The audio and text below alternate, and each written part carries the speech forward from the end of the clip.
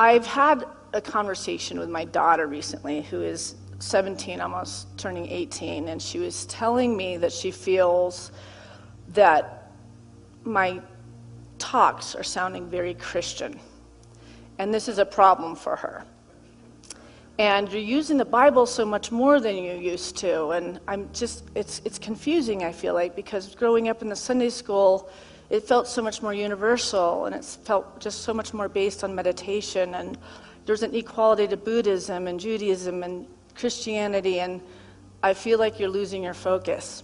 And I was like, okay, tell me more about that. She said, a lot of my friends are living lifestyles that are not accepted in Christianity, and they grew up that way, and they have a lot of trauma around the words Jesus and Lord and God, and some of us that have a wonderful relationship with that, we don't have any triggers around that. But she's saying, and I feel that's why a lot of young people aren't coming to churches altogether, let alone unity, if it's more Christian focused.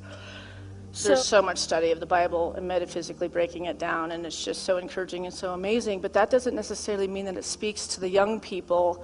And there really are no future spiritual centers if we don't start attracting these young people, that they know that they're welcome and that they're loved, and everything that they are will be supported and seen and held for them. That I feel like if young people really knew what unity was, it would bridge a gap between the difference between church and spiritual center, fundamental Christianity and new thought.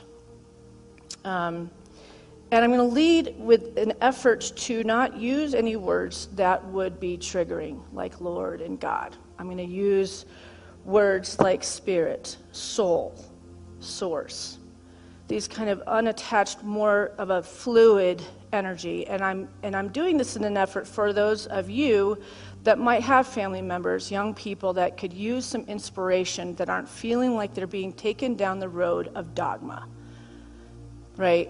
Because everything is so much, unity is so not dogma. Unity is a place to land for people.